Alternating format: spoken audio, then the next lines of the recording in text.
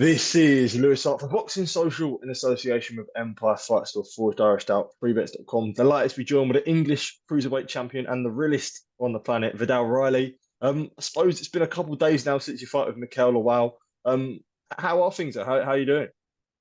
Feeling good, man. I'm feeling real good. I knew I would feel like this after a challenge like Mikael. This is why I requested to fight Mikael because this is where I'm truly satisfied when I put myself to the test and I get through the other side of it. There's a good feeling to getting a highlight reel, knocking out someone that you should, but there's no better feeling than stepping up in competition and still winning in a very clear, convincing fashion, just to show people that there's more in the tank, man. There's more in the tank, and especially doing it injured, it's just great for my confidence, great for the team to see how much I can do, and we're nowhere near finished yet. Not dealing too bad with the post-fight depression then. Yeah, no post-fight depression for me. I don't go through Yeah, post-fight depression. Post-fight pain, because yeah. obviously it's a fight and it's a war, and the other person's really tried to do you over, but no post-fight depression for me. Absolutely. And I suppose for a fight like that, to show that you can outbox and go around, not just being a puncher, was that the important thing for yourself when you are dealing with a guy who hits as hard as Mikael Lawal and the toughest test of your career? You know that you sort of you can do what you need to do to win the fight. Yeah. I think it's a very valuable experience, a very valuable lesson. Is just we didn't plan to fight Mikael like that. It wasn't the game plan throughout camp wasn't to fight him like that. We did plan to get him more exchanges as the rounds went on and as he started to slow down. But from the damage that he managed to do, it was a matter of okay, we're not looking to exchange. We're gonna pick and poke, make you chase the shadows, and so every now and again that shadow is gonna bring some pain out. And yeah, I had to adjust on the night. That was a game plan that had to be activated on the night. That wasn't. I didn't prepare weeks to deliver that performance. You mentioned there about the injury, obviously that being a rib injury, suffered pretty early on in the fight, I do believe. I suppose how do you get around that, and how do you sort of suppose did the panic really set in, knowing that you might have done something early on? No, like, I remember him landing the punch, and I thought, okay, that's a good shot.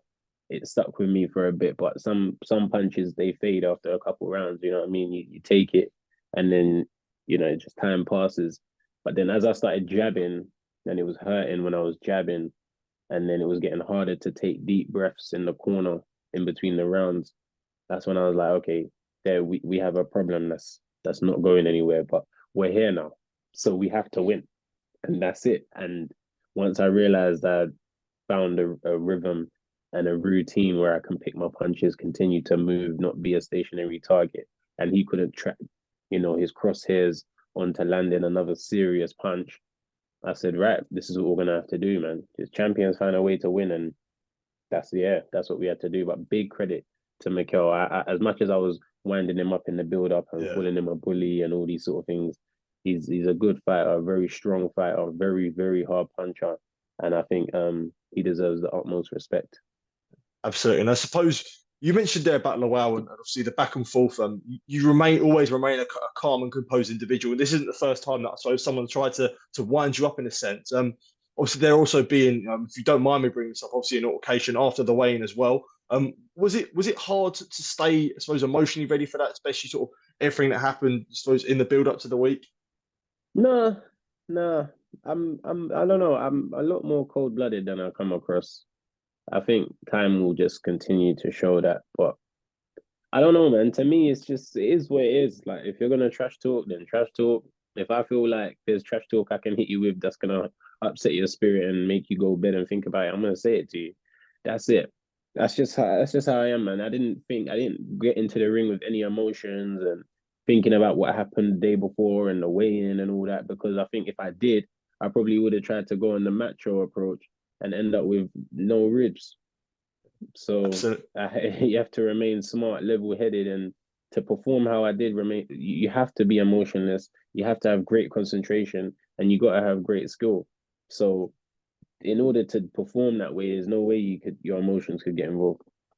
For sure, for sure. And I suppose when it does come to trash talking, there is a guy that I have to bring up and I have to mention. Of course. Isaac Chamberlain. I Yeah, suppose since your fight, there has been a lot of trash talk between the two of yourself. I suppose yeah, let's initially start to the first time. You've just had your fight, you've just won on Sky. Isaac comes to trash the post fight interview. And then obviously everything that followed from that. You was sort of saying, let's get Chev in, let's get Chev in. I think your dad was saying it as well. And then I suppose yeah. what really happened from then, because Chev weren't really too sure himself. I mean, like no one really knows what happened. Chev asked, "Can I get in the interview?" He was told no. He said, "I'm not having these men promote a fight when I am officially the next in line," which is reasonable. So I Yeah, thought, you know what? Get all of us in there, yeah, bring him through. And then when they weren't letting him through, security didn't let him through. He said, "I'm going to jump over." As he jumps over, Isaac's boys start piping up and getting all crazy. And then that's pretty much what the ruckus was. And I was just I was looking forward to having an interview with yeah, all three of us. I think it would have been a special scene. It would have been good. It might even have been yeah, better than all the ruckus and commotion. But that's how the cookie crumbled. Isaac done what he was supposed to do, which is continue to hype a fight that's very big between me and him, but he's just out of pocket for doing it yeah, because you already been crying. You've already been crying over winning against the same opponent. Why are you crying? And then you're gonna come to me and really try and act tough with these shades on. I know you thought he was hot as well. I know you thought he looked hot with them shades. I know he did. And then I end up rinsing him about his shades. So then he starts getting all angry and doing the oh bro. No one yeah, wants to hear that, man. We're yeah. gonna when the fight should be made next. Hopefully the fight is made next. We know he's gonna have to give up a belt that he cried to win in order Yeah, for the fight with me to happen. yeah. Right. Okay. So if he's willing to do that and he officially does that, then official negotiations can begin. But at the Yeah, moment, he is choosing this path when you have responsibilities.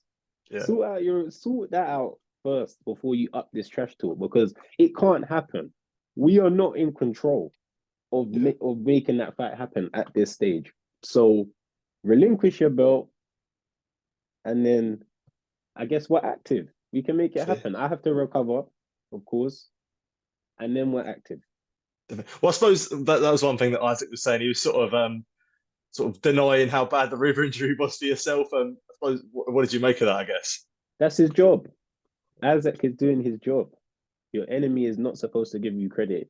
Your enemy is not supposed to say, you know what, I wish I could box like you with an injury. They're not supposed to do that.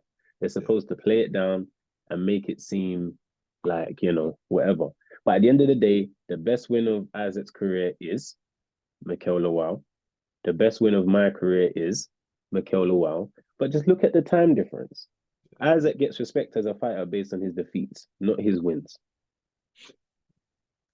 completely fair enough. And I suppose for yourself, when the original call out for Isaac came, it was because he obviously had the British title. So that being Isaac, obviously he has a mandatory in Chev Clarke, and I suppose Ben Shalom sort of hinted after the fight that belt that fights are bigger than the belt, indicating between yourself and Isaac. So do you feel like has your mentality shifted from either from it being the British title to now it's Isaac Chamberlain, regardless if you've got the belt or not?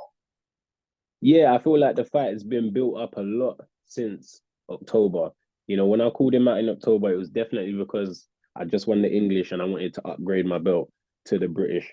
But since the trash talk has been going back and forth and we've been on Twitter and our boys have been going at it and everything, it has become a fight that the general public Yeah, want to see, regardless of if the British title is on the line or not.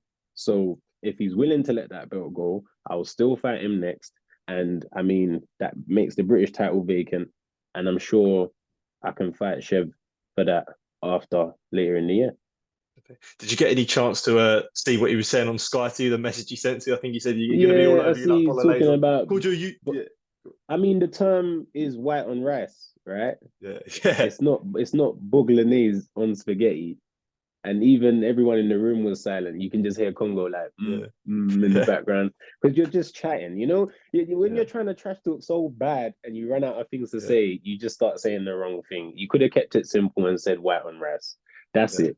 But you know, he's trying too hard, and he's trying to get himself in that Aggie mindset.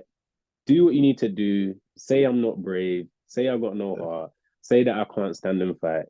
But the facts remain is that I was coaching KSI to come and watch him headline at the O2 on the same day. And now you've circled back in 2024, someone who wasn't even a professional yet, and it's the biggest payday of your professional career. You can't talk to me. He actually can't talk to me, but we will talk because we have a fight to sell. But on the real level, he should have left me behind, just like Billum did, just like Lawrence did, just like Richard did. His peers are gone, and he's stuck here with a new generation. So what we're going to do is we're going to exclude him from the school because he's shown that he can't graduate in adequate years. And just, I suppose, a final one from myself. You mentioned there about coaching KSI and then going all the way to the O2. Ideally, you know, a fight between you and Isaac would be a headliner. Sort of location is unknown on that. But does it feel like it has been a full circle moment for you? As you know, you've had great experiences as a coach. You know, Staples Center in America, O2, or you know, big fights. Now you're going to experience this as a professional.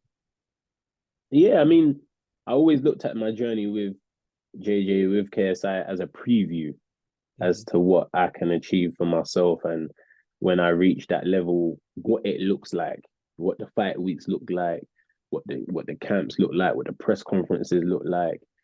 I feel like he gave me that vision because of the magnitude of fights that he was in. And I always thought, man, I can't wait until it's me. I can't wait until I'm the one who's on the poster, outside the arena, big venues, pay-per-view. I can't wait till it's me. And I'm glad to be a part of it as a coach at this time. So it's definitely a full circle moment, but never anything, you know, that I didn't expect. And definitely not something I'd be crying about in your call.